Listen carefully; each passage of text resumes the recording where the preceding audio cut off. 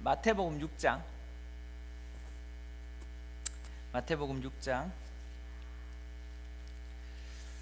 19절에서 34절 말씀입니다. 제가 읽겠습니다. 너희는 자기를 위해 이 땅에 보물을 쌓아두지 말라. 땅에는 좀 먹고 녹수로 못 쓰게 되고 도둑이 들어와 훔쳐가기도 한다. 그러므로 너희를 위하여 보물을 하늘에 쌓아두라. 하늘에서는 좀 먹거나 녹수로 못 쓰게 되는 일이 없고 도둑이 들어 훔쳐가지도 못한다. 내 보물이 있는 곳에 내 마음도 있는 법이다. 눈은 몸의 등불이다. 눈이 좋으면 온몸이 밝을 것이다. 그러나 눈이 나쁘면 온몸이 어두울 것이다. 그러므로 내 속에 있는 빛이 어두우면 그 어둠이 얼마나 심하겠느냐. 아무도 두 주인을 섬기지 못한다. 한쪽을 미워하고 다른 한쪽을 사랑하거나 한쪽을 중히 여기고 다른 한쪽을 무시할 것이다. 너희가 하나님과 재물을 함께 섬길 수 없다. 그러므로 내가 너희에게 말한다. 자기 생명을 위해 무엇을 먹을까 무엇을 마실까 걱정하지 말고 자기 몸을 위해 무엇을 입을까 걱정하지 말라. 생명이 음식보다 소중하고 몸이 옷보다 소중하지 않느냐. 공중에 나는 저 새들을 보라. 씨를 뿌리지도 거두지도 창고에 쌓아두지도 않지만 하늘에 계신 너희 아버지께서 먹이신다. 너희는 새들보다 얼마나 더 귀하냐. 너희 중에 누가 걱정한다고 해서 자기 목숨을 조금이라도 더 연장할 수 있겠느냐. 어째서 너희는 옷 걱정을 하느냐. 들에 핀 저 백합꽃이 어떻게 자라는지 보라. 일하거나 옷감을 짜지도 않는다. 그러나 내가 너희에게 말한다. 그 모든 영화를 누렸던 솔로몬도 이 꽃 하나만큼 차려입지 못한다. 오늘 있다가 내일이면 불 속에 던져질 들풀도 하나님께서 그렇게 입히시는데 하물며 너희는 얼마나 더 잘 입히시겠느냐. 믿음이 적은 사람들아, 그러므로 무엇을 먹을까 무엇을 마실까 무엇을 입을까 걱정하지 말라. 이 모든 것은 이방 사람들이 추구하는 것이다. 하늘에 계신 너희 아버지께서 너희가 이런 것이 필요한 것을 아신다. 오직 너희는 먼저 그의 나라와 그의 의를 구하라. 그러면 이 모든 것도 너희에게 더해 주실 것이다. 그러므로 내일 일을 걱정하지 말라. 내일 일은 내일 맡아서 걱정할 것이요 한날의 괴로움은 그날에 겪는 것으로 충분하다. 아멘. 굉장히 빨리 읽었죠. 네, 여러분 따라오지 못할 정도로 제가 빨리 읽었는데 아무튼 오늘 좀 중요한 걸 제가 보여주려고 했는데 아쉽게 됐네요. 우리는 부활절이라 해서 부활 설교를 하지 않습니다.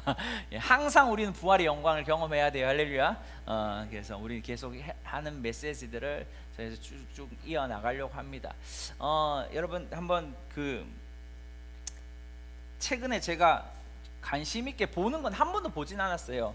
근데 여러분 한번 보셨는지 모르겠어요. 젊은 사람들은 요즘 볼 수 있는데 신들린 연애라는 프로그램이 있습니다. 아세요? 말 그대로 신이 들린 사람들끼리 연애하는 거예요. 연애하는 프로그램. 그래서 무당도 있고요, 타로 점 보는 사람도 있고요, 철학관 하는 사람도 있고요. 뭐 이런 사람들끼리 짝짓기라는 말보다 이제 서로 그런 연애를 보는데 이 의도가 뭐냐면 이 사람들은 뭐예요? 매일 다른 사람들의 연애를 위해서, 연애의 운명을 위해서 점치잖아요. 카드로 보든 뭐 신이 이렇게 살탁 던져가지고 이렇게 못 뽑아가지고 뭐 매달mel지 이렇게 보든. 근데 그러한 운명을 점치는 사람들은 과연 그들의 운명을 만났을 때 어떻게 할 거냐라는 것들을 뭐 이제 리얼리티하게 이제 보는 프로그램인데, 제가 왜 이 얘기 하려고 하는지 저도 보지는 못했어요. 근데 오늘날 여러분 점치는 이 샤머니즘, 무속 이 신앙이 오늘날 얼마나 일명 무당들은 얼마나 될 것 같아요? 저도 깜짝 놀랐어요. 오늘날 무당들, 여러분 요즘 보면 무당 집 별로 없잖아요. 대나무들이 꽂히는데 별로 없잖아요. 근데 저는 깜짝 놀랐습니다. 우리나라의 무속 신앙이 비공식적으로 약 30만 명이 있답니다. 그런데 더 놀라운 건 이겁니다. 제가 최근에 본 뉴스 신문을 보면서 그냥 지나가면서 봤는데 2014년도에 이 샤머니즘을 통한 어떤 사업들, 이런 것들이 지금 제가 가져오지 못해서 약 1000억인가 2000억 정도 됐대요. 2014년에 그 무속 신앙과 연관된 사업들이. 근데 2024년은 얼마 될 것 같아요? 저는 깜짝 놀랐습니다. 1조가 넘습니다.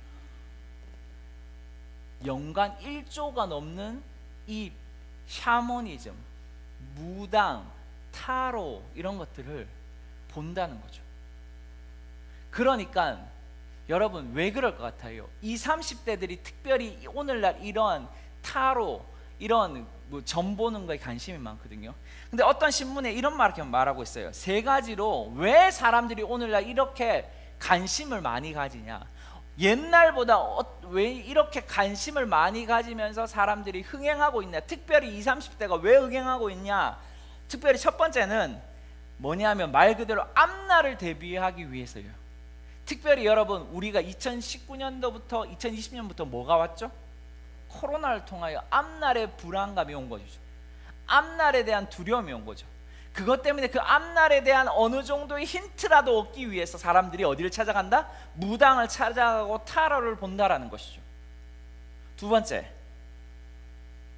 바로 오늘날 자기가 먹고 사는 문제에 대한 두려움, 걱정. 그래서 어떤 사람 이렇게 말하고 있어요. 사업의 실패의 두려움을 떨치기 위해서 뭐와 연결되냐면 항상 무당과 연결되는 거죠. 여러분 그거 들어보셨죠? 정치인들이 어디와 연결됐다고요? 무당과 많이 연결된단 말이에요. 그래서 한 번 굿할 때마다 얼마? 500에서 1000만 원 든다. 그거 거짓말 아니거든요, 진짜. 그거 짠 거래요, 저기서는. 뭐 얼마나 알지는지 모르겠지만.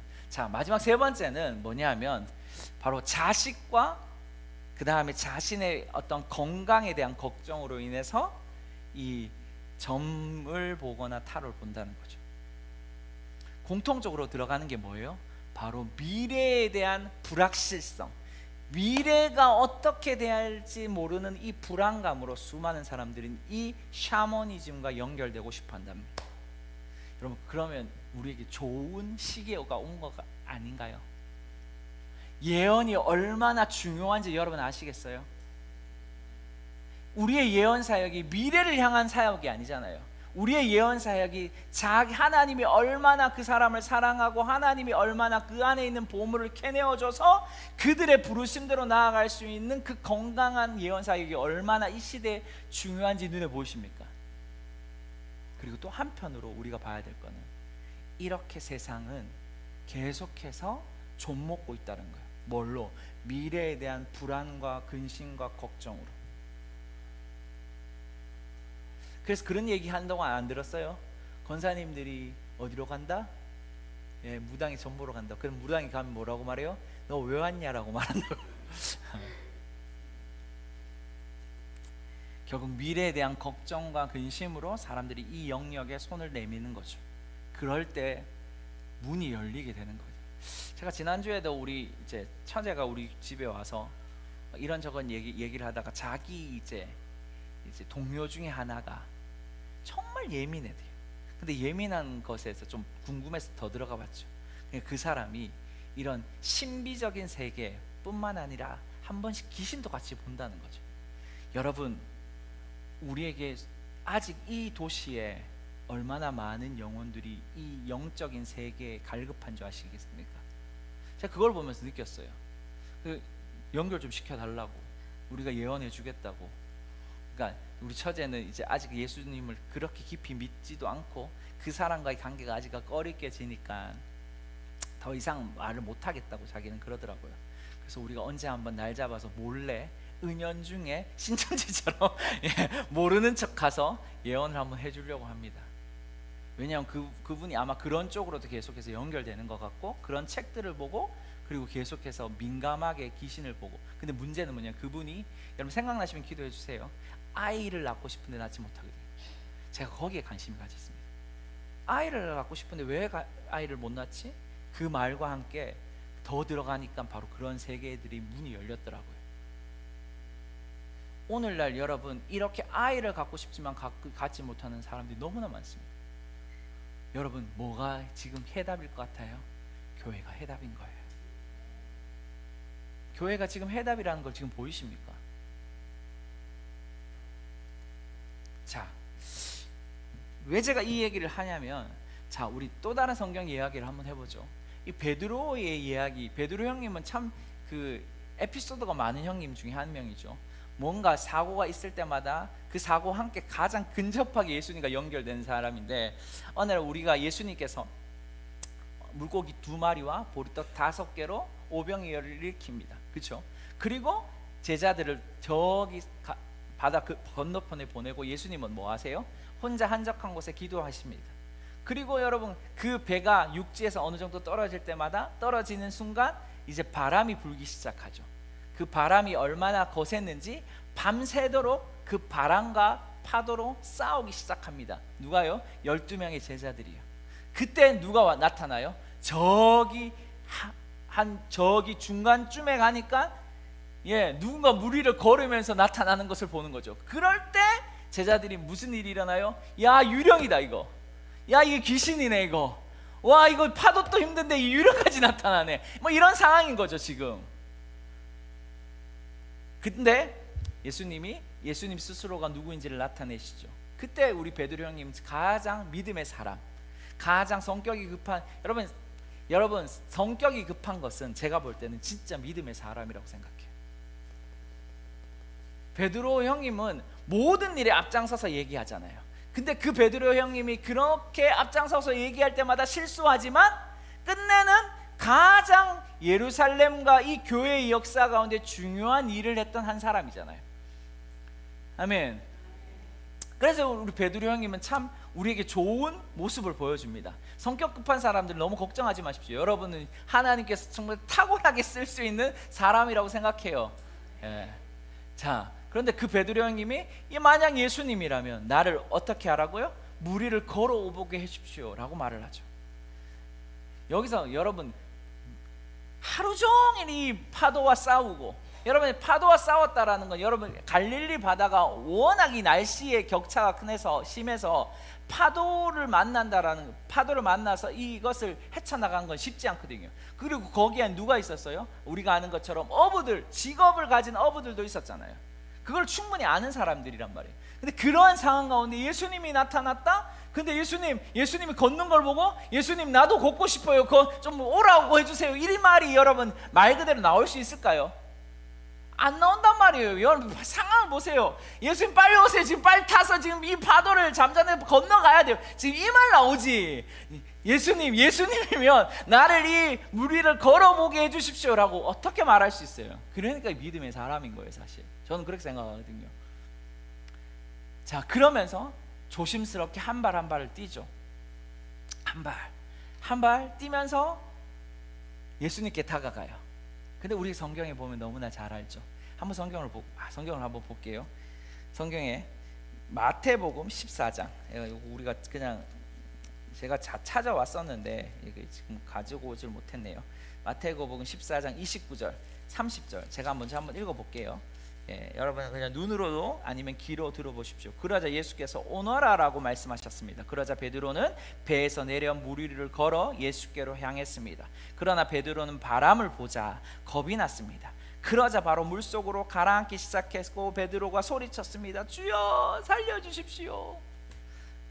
여기에 바로 빠져버려요. 근데 여기 재밌는 말이 있어요. 바람을 보자 겁이 났대요. 그리고 빠졌대요. 바람이 보입니까? 내가 묻고 싶어요, 여러분. 바람이 보이십니까?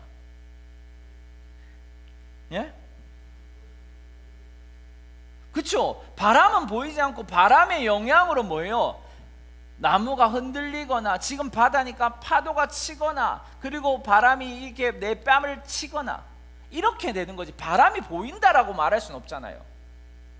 근데 여러분 이 바람이 보인다라는 말이 뭐냐면 베드로가 이렇게 베드로 형님이 한 발 예수님을 바라보면서 걷는데 여러분 순간 베드로가 물 위를 떠 있어요. 그러면서 무슨 생각이, 와 이거 걷네, 이거 가능하네, 이렇게 가는 거잖아요 지금. 그런데 예수님을 보면서 가는데도 무슨 생각을 했을까요?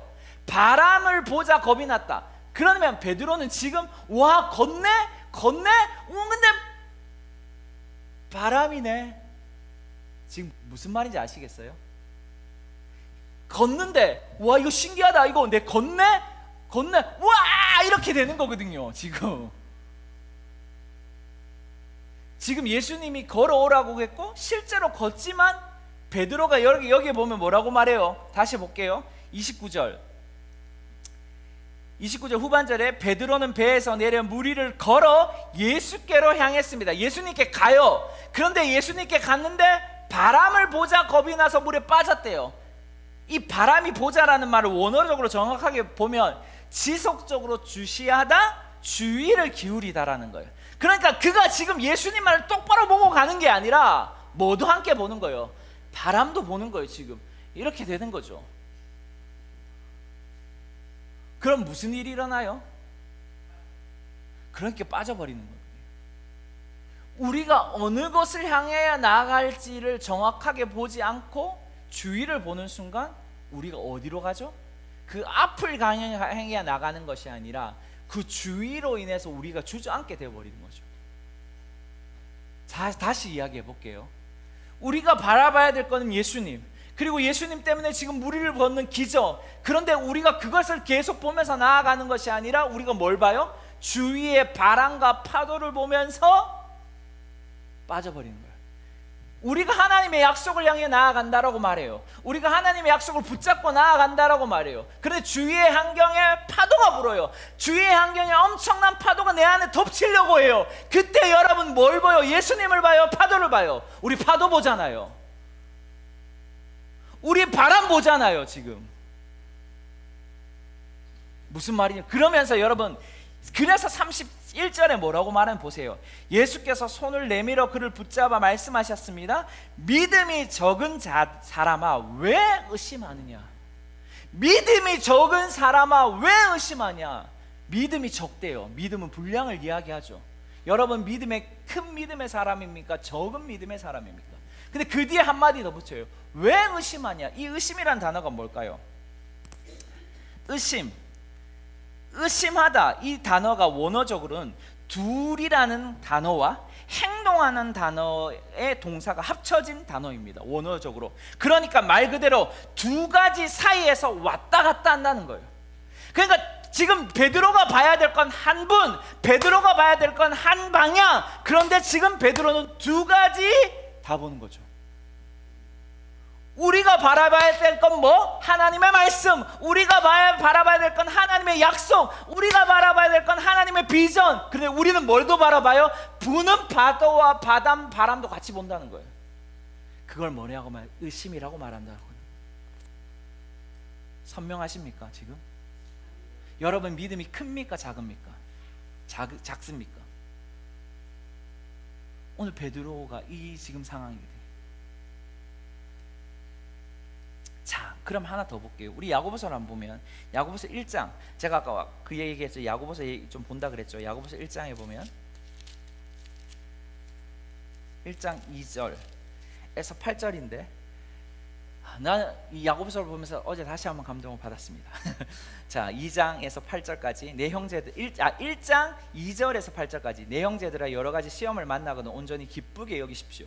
여러분이 알다시피 여러분의 믿음의 연단은 인내를 이룹니다.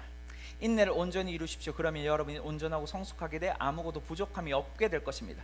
여러분 가운데 누구든지 지혜가 부족하면 모든 사람에게 후히 주시고 꾸짖지 않으시는 하나님께 구하십시오. 그러면 주실 것입니다. 아멘. 여러분 여기에 뭐라고 해요? 하나님은 후히 주시고 꾸짖지 않으시고 주신다. 할렐루야. 하나님은 우리에게 꾸짖지 않는 분이에요. 주시는 분. 아멘. 그러면서 6절 오직 믿음으로 구하고 조금도 뭐하지 말라? 의심하지 마십시오. 의심하는 사람은 바람에 밀려 요동하는 바다 물결 같습니다. 지금 보이십니까? 뭔 말하는지 보이시겠어요? 여러분 의심하는 순간 두 가지 마음을 품는 순간 두 마음을 품는 순간 뭐가 해야 돼요? 바람에 밀려가는 요동하는 파도와 같다라고 말하고 있죠. 자 7절 그런 사람은 주께 무엇을 받을 것을 기대하지도 마십시오. 원어로 보면 소망도 갖지 말라라는 거예요. 희망도 갖지 말라는 거예요. 의심하는 순간 네 받을 생각도 하지 말라는 거예요. 무섭지 않아요? 그러면서 8절 그는 두 마음을 품는 사람으로 그의 모든 길은 정함이 없습니다. 저 보십니까? 의심과 뭐마죠? 두 마음이 동시에 나오죠. 의심은 지금 두 가지 마음을 가지고 있다는 거예요. 그러니까 베드로 형님이 뭐 하는 거예요? 퐁당 빠지는 거예요. 예수님도 바라봐야 되고 파도도 바라보는 순간 우리는 어디로? 퐁당 빠진다라는 거예요. 그게 바로 뭐예요? 두 마음이라는 거예요.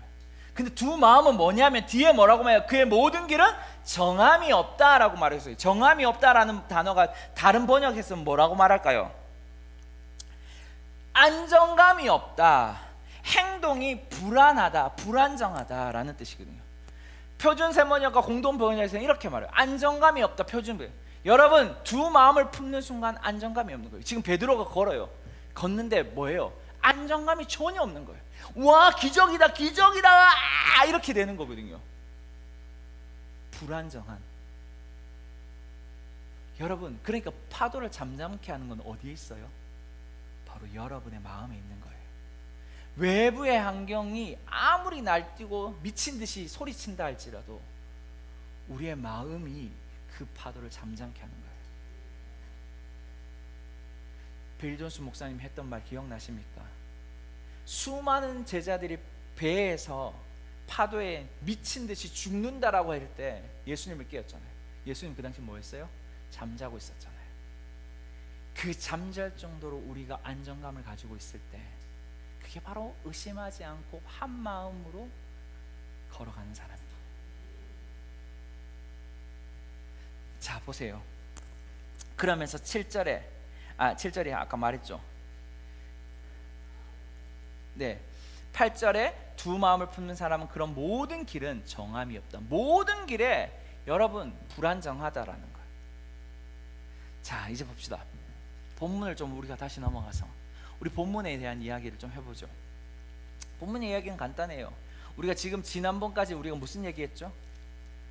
4장 후반절에부터 26절에 무슨 얘기했죠? 하나님의 나라, 하나님의 그 나라의 가치를 가지고 있는 예수님은 하나님의 나라를 전파하고 하나님의 나라를 가르치고 병든 자를 고치고 귀신을 쫓아내고, 할렐루야. 그렇게 하고 이것과 연결되는 게 5장 1절 팔복. 5장 1절의 팔복에는 무슨 내용이 있었죠? 우리가 뭐한 자? 하늘에 앉은 자다. 예수님이 그것은 여러분 산이 아니라 그랬잖아요. 그냥 조그만 언덕일 뿐만 아니라 이 모든 것들이 화려하게 보이는 장소. 그런데 예수님이 그것을 올라서 앉았다라는 이 말을 통해서 우리가 동일하게 앉은 자이면서도 우리는 계속해서 영광에 이르러야 한다. 그럴 때 뭐 할 수 있다? 우리가 이러한 하나님의 나라에 그 산으로 사람들이 몰려올 거고, 그리고 우리가 영향력을 끼칠 거다. 그러한 자가 팔복을 풀어내는 사람인 거예요. 할렐루야. 그 얘기들을 했어요. 그리고 뿐만 아니라 우리가 세 번째 시간은 우리는 기뻐하고 즐거워하는 문화를 만들어내야 된다. 우리는 항상 기뻐하고 즐거워하는 문화를 만들어야 된다. 이해가 되세요? 우리가 우리의 상황과 환경과 상관없이 우리는 무언? 기뻐하고 즐거워하는 것. 이 기뻐하고 즐거워한다는 건 미친 듯이 기뻐하라. 다른 사람이 여러분을 볼 때 정신병자같이 기뻐할 수 있어야 되는 거죠. 그리고 난 다음에 우리가 뭘 나눴죠? 중요한 것들을 나눈 것 중에 하나가 의로움. 그 의로움은 뭐와? 바리새인들의 의로움보다 더 큰 의로움. 그것이 뭐예요? 성령님을 따라가는 삶. 그 얘기를 나눴습니다. 그리고 또 우리가 지난주에 중요한 것이 나눴죠. 구제하는 것, 기도하는 것, 그 다음에 뭐였죠? 금식하는 것을 통해서 사람들에게 뭐예요? 사람들은 자신의 행위를 드러내려고 한다. 그런데 우리는 무슨 문화를 만들어내요? 은밀하게 하나님이 갚으시는 것들을 행할 수 있는 그 친밀한 가운데 우리가 살아갈 때 하나님이 분명히 갚으신다라는 것을 기억하면서 나아가야 된다라는 그런 이야기들을 나누었습니다. 그리고 오늘 우리가 나눈 것은 계속해서 그 구절과 연결되는 거예요. 근데 여러분 보세요. 오늘 중요한 이 부분 뭐냐면 바로 재물, 돈에 관한 겁니다. 다시 말해서 우리가 먹고 사는 문제에 예수님이 하나님의 나라의 백성은 어떻게 해야 되는지를 가르쳐 주는 거예요. 자, 그 첫 번째가 두 개로 나눠져 있는 것 같지만 사실 계속 연결되는 거예요. 그 이야기가 뭐냐면 딱 이렇게 시작하죠. 자기를 위해 이 땅에 보물을 쌓아두지 말라. 다시 말해서 지금 이 말이 계속해서 반복됩니다.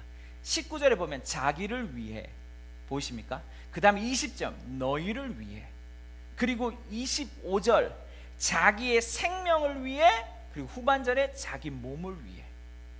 다시 말해서 이 하나님의 나라의 백성이 아닌 사람, 하나님의 그 영광을 계속 이루지 않는 사람은 무엇을 향해 추구해 나갈까요? 자신을 위해서 살아가는 거예요. 자기만을 위해서 살아가는 거예요. 자기의 것을 위해서만 쫓아가는 거예요. 오늘 그 얘기를 계속해서 반복하고 있는 거죠. 그들은 뭐하냐면 땅에 보물을 쌓아둔다. 근데 반대로 하나님의 영광, 하나님의 의로움, 하나님의 성령을 따라가는 사람, 하나님의 이런 문화들을 만드는 사람은 뭐예요? 하늘의 창고에 보물을 쌓아둔다라고 이야기하죠. 그러면서 중요한 것들을 계속 이야기하는데 또 뭐라고 말하냐면 보물이 있는 곳에 뭐가 있다? 내 마음이 있다. 근데 그 마음의 뒤편에 또 뭐라고 말해요? 눈은 몸의 등불이다. 눈이 좋으면 온몸이 좋지만 눈이 나쁘면 온몸이 어두워진다. 그러면서 중요한 이야기를 하는데 두 주인을 섬길 수 없다. 재물과 하나님을 겸하여 섬길 수 없다. 지금 제 얘기를 따라오십니까? 지금 정말 중요한 얘기를 하는 거예요. 우리가 하나님의 사람들, 하나님의 문화를 만드는 사람들은 이 두 마음, 아까 기억나세요? 베드로는 하나님을, 예수님을 향하여 가는 것이 아니라 지금 뭐와 함께 본 거예요? 파도와 바람도 같이 본 거죠. 두 마음. 야고보 선생님은 뭐라고 말해요? 야고보 형님은 지금 두 마음을 품지 마라, 불안정하다라고 말하고 있거든요. 오늘 여기에도 뭐라고 말해요? 재물과 하나님 두 가지의 것들, 우리의 눈을 어둡게 한다. 여러분, 눈은 뭐예요? 눈은 우리에게 뭘 역할을, 보는 역할을 하죠. 다시 말해 눈은 바로 무엇이 옳고 그른지를 볼 수 있는 분별력을 가지게 하는 거예요. 무엇이 하나님의 것인지 무엇이 하나님의 것이 아닌지를 분별력을 갖는데, 우리가 두 마음을 품는 순간, 우리가 두 가지의 것들을 섬기려고 하는 순간 우리가 뭐가 되는 거예요? 우리의 눈이 어두워진다라고 이야기하는 것이죠. 그러면 우리가 뭘 선택하지 못해요? 이것도 선택하지 못하고 이것도 선택하지 못해요. 오히려 여러분 뭐 한다는 거예요? 지금 아까 베드로 형님처럼 물에 빠져버리는 거죠. 여러분 한번 생각해 보세요. 왜 이 두 마음을 품는 것이 얼마나 그릇된지. 여러분 지금 제가 말하는 걸 오해하지 말고 들으셔야 될 것이 하나 있습니다. 사업가들에게 목표는 뭐예요? 이익을 추구하는 거죠. 맞아요. 돈을 버는 거예요. 돈을 벌지 말라는 말이 아니에요. 그런데 여러분 여기에 중요한 것이 있어요. 28절, 24절을 보세요. 아무도 두 주인을 섬기지 못한다. 한쪽을 미워하고 다른 한쪽을 사랑하고 한쪽을 중히 여기고 다른 한쪽을 무시할 것이다. 너희가 하나님과 재물을 함께 섬길 수 없다. 여기 뭐라고 말해요? 함께 섬길 수 없다면, 여러분 재물은 섬기는 존재입니까? 다스려야 되는 존재입니까? 이걸 놓치는 거예요. 사업가들에게 문제는 뭐냐 하면 돈을, 재물을 섬기는 존재로 나아가기 때문에 두 마음을 가지는 거예요. 재물은, 돈은 내 발 앞에 다스려야 되는 겁니다. 우리는 오직 누구만을 섬겨야 돼요? 하나님만을 섬겨야 돼요. 오직 우리는 누구를 경외해야 돼요? 하나님만을 경외해야 돼요. 우리가 우리의 삶에 이 두 가지 마음을 분명하게 구별할 수 있는 것이 바로 우리의 눈인 거예요. 우리의 눈은 뭐예요? 마음인 거예요. 자, 그러면서 이렇게 말하죠. 그러므로 앞에 있는 것에 대한 원인을 결론 짓는 이야기하는 거예요. 그러면서 뭐라고 해요? 자신의 생명을 위해, 자기의 몸을 위해 걱정하지 마라. 걱정하지, 원어를 보면 그러므로 걱정하지 말라, 자신의 생명을 위해, 자신의 몸을 위해, 이렇게 말하고 있거든요. 바꿔서 사실은 명령어를 먼저 딱 줍니다. 원어에서는 걱정하지 마, 너의 몸, 너의 생명, 너의 몸을 위해. 우리말은 바꿔서, 우리 표현은 쉽게 그러므로 자신의 생명과 몸을 위해서 걱정하지 말라고 말하고 있지만, 우리 이 하나님의 성 예수님은 분명하게, 명확하게, 뚜렷하게 말합니다. 뭐라고? 걱정하지 마, 네 생명과 네 몸을 위해 무엇을 먹을까, 무엇을 입을까, 무엇을 마실까 걱정하지 마. 그 걱정하지 마를 반복하고 있어요. 반복하는 것은 뭐예요? 중요하다는 거예요. 성경에. 여러분 걱정하십니까? 한 번씩 걱정이 돼요. 우리도. 그런데 그 걱정하는 순간 우리에게 뭔 마음이냐면, 이 걱정이라는 말이 무엇과 연결되냐면, 이제 이런 거예요.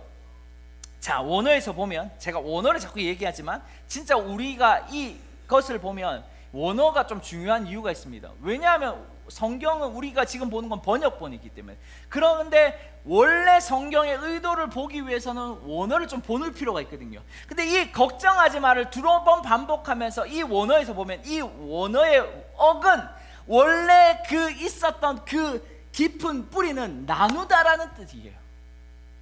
걱정이라는 건 나눈다라는 뜻이거든요. 그러니까 다른 말로 말하면 나누다, 분리하다. 그래서 이 뜻은 원래 관심이라는 뜻도 있지만 분산과 마음의 나눔이라는 뜻도 있는 거예요.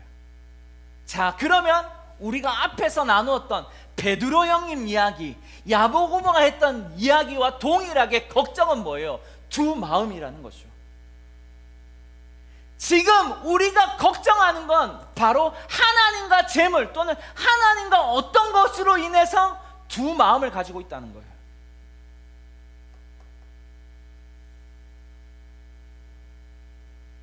그러니까 정확하게 말하면 두 마음을 가지지 말라는 것과 같은 것이죠. 그렇죠?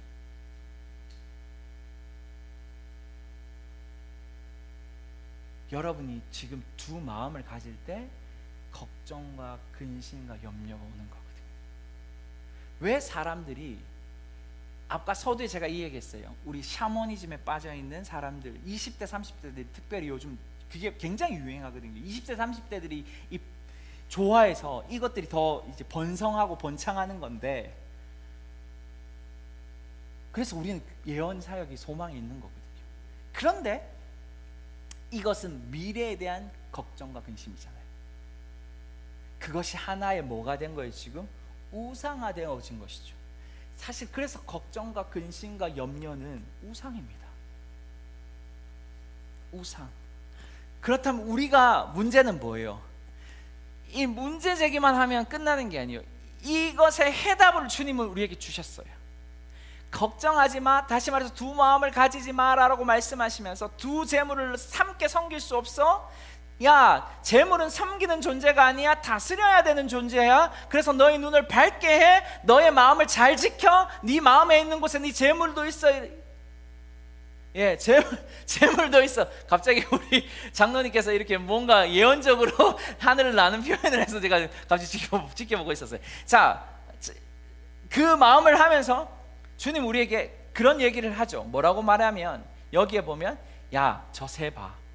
저 새가 씨를 심니? 씨를 거두니?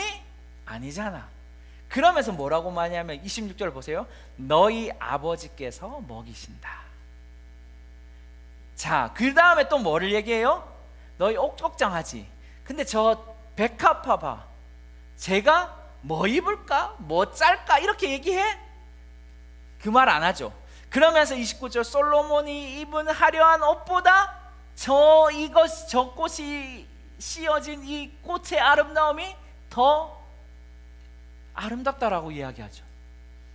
지금 보십니까? 지금 저 들풀을 봐. 하루 있다가 가는데도 얘 제가 걱정하니? 안 하잖아. 그러니까 걱정하지 마. 그런데 뭐라고 말하냐면 32절과 33절이 중요한 거거든요. 여러분, 이 모든 것은 이방 사람들이 추구하는 것이다. 그래서 내가 말하는 걱정과 근심과 염려는 뭐다? 우상 숭배다. 이방 사람들은 우상을 숭배하잖아요. 여러분, 우리가 먹고 마시고 입는 것을 걱정하면서 구하는 것은 그 재물을 섬기는 것 같고 우리의 눈을 어둡게 하는 것과 같은 거예요. 하나님의 나라, 하나님의 나라의 백성은 영광에 영광에 이르는 사람, 하나님을 따라가는 자들은 걱정하지 않는다는 거예요. 지금 왜 그러냐? 이게 중요한 거예요. 32절 하늘에 계신 너희 아버지께서 너희에게 이런 것이 필요하다는 것을 아신다. 여러분, 이 아신다라는 단어가 바로 어떤 뜻이냐면 지금도 알고 있다라는 완료형이 아니에요. 끝났는 게 아니에요. 계속적으로 너의 상황과 형편과 처지를 안다라는 거예요. 뭐 어떤 찬양에 공감하시네라는 찬양이 있어요. 제가 잘 못하는 것 중에 하나가 공감이거든요. 근데 우리 아버지 하나님은 공감하시는 거예요. 여러분, 앞에서도 구제와 금식과 기도에서 반복적으로 나왔던 건 뭐예요? 너희 아버지께서. 여러분, 우리가 걱정과 근심, 우리의 마음을 어둡게 하는 것, 우리가 두 가지 마음을 세우지 않을 수 있는 것은 다른 게 아니에요. 아버지가 아신다라는 것, 하늘 아버지께서라는 이 말이 모든 것을 다스리는 하나님께서라는 말이거든요. 그 아버지를 안다면 여러분, 우리는 걱정하지 않는 거죠. 염려하지 않을 수밖에 없는 거죠. 다시 말해서 우리가 뭘 모르냐면 진짜 하나님 아버지를 모르는 거예요. 근심과 걱정은 하나님이 누구인지 모르는 것에서부터 옵니다. 왜 시기하고 질투할까요? 왜 저 사람과 내가 경쟁해야 되는 것처럼 보여요? 그건 뭔지 자신도 모를 뿐만 아니라 아버지를 모르는 거예요. 아버지가 얼마나 자신의 모양과 형상대로 나를 만들었다는 거. 내 아버지가 얼마나 나를 사랑하는지를 너무 모르는 거예요, 우리가. 여러분, 이 아신다라는 말에 여러분 놀라움을 금치 못해야 됩니다. 그냥 그래, 하나님 아버지지. 하나님은 모든 것의 창조자지. 하나님은 모든 것의 모든 것이야. 이 수준이 아닌 거예요. 진짜 주님은 내 육적인 아버지를 뛰어넘는 참 좋은 아버지다라는 거예요. 지금의 내가 어떻게 눈물을 흘리는지, 내가 어떤 고통에 있는지, 내가 어떤 슬픔에 있는지, 내 모든 처지와 형편과 어려움들을 다 아시는 거죠. 그래서 뭐하냐면 걱정하지 말라는 거거든요. 그 대신 너희가 해야 될 건, 바로 하나님의 백성이 해야 될 건, 먼저는 오늘 여기까지만 할 거예요. 먼저는, 이게 단어가 뭘까요? 첫째라는 단어가 아닙니다. 가장 중요한 우선순위는 뭐냐, 이거예요. 우리가 오늘 두 가지만 배우면 돼요. 우리가 문화를 세울 수 있는 거는 두 가지 사람, 두 가지 모습. 우리가 얼마나 하나님을 아느냐, 그분이 우리를 향해 얼마나 우리의 모든 것을 가지고 아시는지를 알 때 우리는 걱정하지 않고 자유와만의 부활의 영광에 이렇게 매일 기뻐하는 거거든요. 아멘. 근데 그리고 또한 뭐냐면, 먼저는 이걸 아셔야 돼요. 우리의 가장 우선순위가 뭔지를 아는 거예요. 가장 중요한 우선순위. 내가 어제 우리 리더 한 사람 없어서 한마디 했어요. 이게 종교적일 수 있지만 이 말 했어요. 주일날 리더가 자꾸 어디 간다 그러면 저는 제 기준에서는 답답해요. 네, 그러면 안 돼. 이런 생각을 가지고 있거든요. 왜 제가 이 얘기를 하냐면, 우리가 가장 먼저 된 우선순위를 아셔야 되는 거죠. 내가 여러분을 리더라고 말하는 게 아니라, 우리가 하나님의 믿는 그리스도인의 모습이라면, 우리가 여기에서, 여러분, 리더가 왜 중요한지 아십니까? 그 리더 뒤에 누가 있어요? 또 다른 수많은 사람들 있잖아요. 그럼 리더를 보고, 여러분, 양의 특징은 목자를 보고 따라가는 게 아닙니다. 목자의 음성을 듣습니다. 첫 번째 양들이 있잖아요, 목자를 따르는 양들. 그러면 양은 눈이 나빠서 어떻게 하죠? 누구를 따라가요? 그 다음 앞에 있는 양을 따라가는 거예요. 그러니까 우리의 리더들, 저의 김영욱이란 목사도 어떤 하나의 리더잖아요. 내가 이 교회 안에 담임 목사지만 내가 권위 있는 담임 목사, 이 말을 하는 게 아니라, 내가 또 예수님을 따라가는 모습을 내가 보이면 그 다음 사람들이 보여야 되는 거거든요. 이 사람들이 나를 보고 따라올 거니까. 안 그래요? 우리 저 목사님 보고 따라갈 거니까. 우리 사모님이, 저기 간사님이, 저런 사람들이 어떻게 우리의 삶을, 예수님을 따라가느냐가 그 다음 다른 사람 따라가는 거죠. 아닌가요? 제가 왜 이 얘기를 옆으로 하냐면, 가장 첫째가 아니라 우선되는 게 뭔지 여러분 기억하셔야 된다는 거죠. 자, 마지막으로 제가 중요한 간증을 하나 마치고 싶습니다. 제가 이 간증을 보면서 마음에 막 저의 상황, 그리고 하나님 이 나라의 상황, 그리고 지금 오늘 이 설교를 준비하면서 거의 비슷하게 맞아 떨어지는 것 같아서 제가 이 간증을 가져왔는데, 그 오랄 로버츠 목사님이라는 분이 있습니다.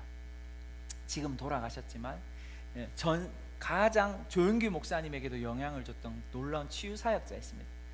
조용규 목사님의 마지막 돌아가신 오랄 로버츠 목사님이 돌아가실 때 조용규 목사님 거기 방문하셔서 또한 교제도 나누시고 굉장히 영향력 있는 순복음 재단에서 영향력이 있고 미국 안에서 오랄 로버츠 대학이 굉장히 영향력이 있습니다. 그리고 최초의 의사들을 선교사로 파송했던 학교가 바로 오랄 로버츠 대학입니다. 그 학교를 설립자가 바로 오랄 로버츠 목사님인데 이 목사님이 어릴 때 있는 간증이에요. 근데 이 간증한테 여러분 한번 잘 들어보십시오. 이 간증을 하기 전에 이렇게 말해요. 하나님께서 내게 씨앗 믿음이 어디에 가장 도움이 되는지를 보여주셨다.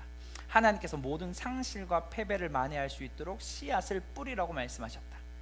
그것이 방해를 물리치고 주님께서 그러한 공격들을 위해 특별히 준비하신 기적의 추수를 하게 한다고 말씀하셨다. 이렇게 하면서 어릴 때 어느 날 사나운 폭풍우가 불어서 자기 집은 그 농사 짓는 일이었거든요. 농사 짓는 일이었는데 그 농사 짓는 일에 폭풍이 오니까 어떻게 될까요? 그 마을 전체가 이 폭풍 때문에 완전히 싸그리 1년 농사를 다 망친 거예요. 오늘날처럼 뭐 보험이 잘 돼 있는 것도 아니고 오늘날처럼 국가가 잘 도와주는 것도 아니잖아요. 여러분 그래도 의성 안동 그래도 국가가 어느 정도 정말 미비하지만 도와주잖아요. 근데 그 당시 그게 안 되는 거예요. 이제 먹고 사는 문제가 진짜 막막한 상황인 거죠. 폭풍이 일어나서. 그리고 다음 날 아침 진짜 실제로 그 폭풍이 일어난 다음 잠잠해졌을 때 그 밭을 거눴는데 살릴 수 있는 게 아무것도 없었다는 거예요. 그 상태를 보면서 어떤 마음이 들었을까요? 절망하는 거예요. 야 진짜 소망이 없다. 이제 우리는 끝났다라는 그 수준에 이른 거죠. 근데 그때 자기 그리고 그 로발 로버츠의 아빠 그리고 그의 형이었던 바덴 그리고 그의 엄마가 그 모든 가족들을 부른 거죠. 엄마는 이런 사람이었대요. 남에게 절대로 지기 싫어하는 사람. 그래서 불러서 이렇게 말을 했대요. 자, 그 남편 이름이 오랄 로버츠의 아빠 이름이 앨리스인데 앨리스 다시 가서 씨를 사오십시오라고 말했대요. 씨를 사오세요. 근데 농사를 짓다 보니까 돈의 시중에 돈이 없다는 걸 알잖아요. 돈이 하나도 없어. 우리가 어떻게 씨를 살 수 있어? 라고 말을 하는 거죠.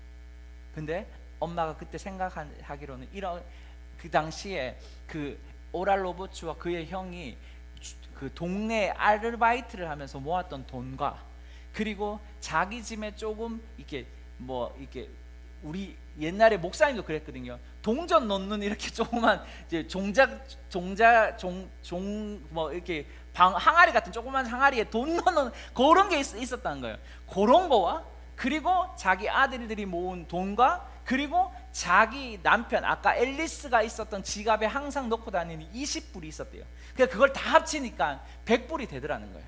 근데 그 100불을 씨를 사는데 그 당시 오랄 로버츠 집안에 몇 평이 있었냐면 약 제가 정확하게 20만 평. 그 20만 평을 이 씨앗을 뿌린다 해도 이 100불로는 씨앗을 살 수 있는 형편이 되지 않는 거예요. 이걸로는 충분하지 않다. 그리고 지금 씨앗을 뿌린다 해도 문제는 뭐냐면 씨앗을 뿌리는 철이 지났기 때문에 아무 소용이 없다. 헛수고다. 이거 하지 말자. 근데 그의 아내가 가서 그 씨를 파는 사람의 이름이 제터 씨라는 분이 이 제터 씨라는 분에게 가서 씨를 좀 달라 그래라. 괜찮다. 그걸 갖고 옥신각신한 거죠. 아니다 된다 아니다 된다 야 된다 안 된다 그만하자 이렇게 되는 거죠. 근데 끝내는 이제 그의 아빠가 졌대요. 앨리스가. 그리고 터벅터벅 이제 차를 끌고 갔던지 뭐 걸어갔던지 이제 가게를 갔겠죠. 그래서 제터 씨에게 갔어요. 가서 나 씨 사러 왔는데 100불 정도 되는 씨를 달라. 근데 그 제터 씨가 그 상황을 다 알잖아요. 모든 지금 이 동네에 있는 농사 짓는 사람들이 모든 것을 망쳐서 다 포기한 상태다. 그때 당시 지금 그리고 아까 말했던 것처럼 지금 씨를 뿌리는 시기가 끝났다. 이게 소용이 없다. 이거 헛수고다. 앨리스 씨 하지 말라고 이 말을 했대요. 아니다. 우리 와이프가 하라고 했기 때문에 해야 된다. 뭐 이런 식으로 말을 했겠죠. 그러면서 제트 씨가 안타까워했는지 그 100불로는 정말 턱없이 부족한 그걸로 안 되니까 자기가 그 창고 뒤편으로 가서 씨를 더 많이 준 거죠. 뿌릴 수 있을 만큼 넉넉하게 씨를 그냥 줘버린 거, 그런 얘기를 제가 들었거든요. 그래서 그걸 갖고 왔어요. 그리고 씨를 막 뿌렸어요. 이제 다시 해서 뿌리고 있는데 제가 이 말이 정말 저 마음에 와닿았는데, 뭐냐면 그 지역의 의사였던, 그리고 오랄 로버츠 목사님을 출산시켰던 번즈 박사님이 마침 그 동네를 지나고 있었대요. 그러면서 그 동네에 지나서 씨를 뿌리고 있는, 그래서 모든 것은 망가졌지만 지금 누구의 씨만 뿌리고 있는 거예요? 지금 오랄 로버츠 가정만 씨를 뿌리고 있는 그 가운데 와서 이렇게 말하더라는 거예요. 여기 이복의 앨리스가 그의 아빠라고 했잖아요. 씨를 다시 심는 건가? 라고 물어요. 네, 저희 유일한 희망이거든요 라고 이렇게 말해요. 그러면서 이제 번즈 박사님이 이렇게 말해요. 그렇다면 내가 한 가지만 말하지. 굉장히 예언적인 것 같은데, 이 지역에서 수백 명의 아이들을 출산시키려면 나는 수없는 실패와 손해를 경험했네. 내가 산모와 아이를 구할 수 있는 희망이 사라졌다고 여기는 많은 순간에 나는 2배로 더 열심히 노력하고 시간을 투자하면서 포기하기를 거부했다네. 그 결과 많은 아이들이 내 끈질긴 노력과 포기하지 않는 그들의 아버지들 덕분에 잘 자라고 있는 것이고 말이야. 자네는 옳은 일을 하고 있는 것이라네. 분명 새로운 작물들이 자라나서 처음에서는 완전히 잊어버리게 될 거라고 나는 믿네. 이게 굉장히 예언적이었다고 생각하거든요. 그걸 이제 듣고 그걸 기억하면서 씨를 뿌렸어요. 그리고 무슨 일이 일어났을까요? 이렇게 말해요. 어찌되었든 어떤 이유인지 우리가 씨를 뿌리고 얼마 지나지 않아 싹이 났고 몇 주 우리는 대풍작을 맞아 했다. 근데 거기서 끝나지 않아요. 당시 모카 씨를 뿌렸는데 주위의 모든 밭은 어떻게 됐어요? 씨를 뿌리지 않았어요. 지금 보이십니까? 그러니까 누구만 지금 모카가 자라요? 지금 이 오랄 로버츠 집안만 모카가 자라는 거예요. 그러니까 모카의 수량이 어떻게 돼요? 한정돼 있다는 거예요. 그러니까 가격은 어떻게 돼요? 2배가 되는 거죠.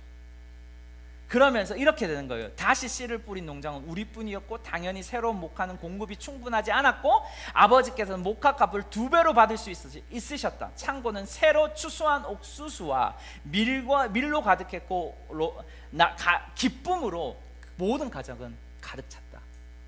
그러면서 이 말을 합니다. 내가 실패했을 때 얼마나 많이 마지막이라고 느꼈겠는가, 얼마나 그만두고 싶었겠는가. 나는 모든 것이 완전히 끝난 것처럼 보일 때 바로 새로이 믿음으로 씨를 뿌려야 한다는 것을 배웠다. 손해를 만회하기 위해 씨를 뿌리라는 하나님의 영원한 원리가 내 모든 손해를 걷어가고 완전히 지워버렸다. 제가 이 간증을 보면서 엄청 마음이 도전이 받았습니다. 하나님은 손해를 만회하기 위해 씨를 뿌린다라는 거. 왜 제가 이 간증을 할까요? 우리는 계속해서 전진해야 되기 때문에. 다시 아까 기억하세요. 아버지는 아시는 것들, 그리고 먼저 가장 우선순위는 계속해서 우리가 실패해도 우리의 삶에 뿌려야 되는 거예요. 우리의 믿음의 씨앗을 뿌려야 되는 거예요. 세상이 모두 다 안 된다라고 말할 때 우리는 뿌려야 되는 거예요. 믿음의 씨앗을 우리는 뿌려야 돼요. 의심하지 않는 두 마음으로 뿌리는 것이 아니라 믿음으로 뿌리는 거예요. 제가 금요일에 기도하고 있었어요. 마지막으로 반주해 주세요. 제가 기도를 하고 있었어요. 기도를 하는데 하나님이 저희 갑자기 하얀색 그 A4 용지를 이렇게 보여주시는 거예요. 몇 장으로 된. 근데 A4 용지에 글이 보이지 않는 거예요. 하나님 이게 뭐예요? 라고 물었어요. 아무 마음이 없는데 순간 이게 시험이라는 큰 단어가 앞에 쓰여져 있는 것 같고, 그리고 그 뒤에는 꼭 하나님이 나에게 지금까지 나의 어릴 때부터 지금까지 했던 수많은 약속들이 기록되어 있는 것 같은 거예요. 그러면서 하나님이 저에게 두 가지 어떤 태도를 주셨는데, 이 약속의 말씀들, 이 하나님의 약속들을 네가 던져버릴 수도 있고 네가 이것을 갖고 계속해서 전진할 수 있다는 거죠. 믿음은 두 마음을 품지 않는 것은 우리 주변을 보지 않는 거예요. 우리가 사업가들은 재물을 보지 않는 겁니다. 돈의 문제를 보지 않는 거예요. 우리가 봐야 될 거는 약속이에요. 우리가 봐야 될 건 예수님이에요.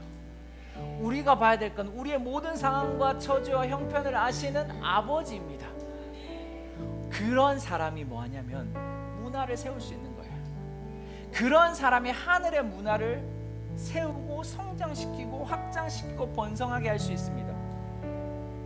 하나님의 약속을 하나님 나에게 주셨을 때 이거 너 테스트야. 네가 이것을 향해서 계속 전진할지 아니면 이걸 갖고 네가 뒤로 돌아갈지, 여러분에게 하나님이 동일하게 말하는 것일 수 있어요. 이게 바로 두 마음이거든요. 근데 저는 계속해서 무리를 걸으면서 예수님 향하여 나아가기를 선택합니다. 여러분 어떻게 하시겠어요? 미래를 염려하고 걱정한다고 그 문제가 해결되지 않는다니까요. 우리는 믿음의 씨앗을 뿌려야 됩니다. 그런 자가 문화를 만듭니다. 놀라운 추수를 거두는 거예요. 오랄 로버츠 목사님처럼. 그래서 잃었던 것들에 뭐가 있어요? 더 놀라운 보상이 있는 거예요. 할렐루야. 잃었던 것들에 놀라운 그 하나님의 배의 전리품을 취하게 되는 겁니다. 할렐루야. 그러한 사람들이 오늘 이 교회와 그리고 유튜브로 본 모든 자들에게 부러질 것을 선포합니다. 기도합시다.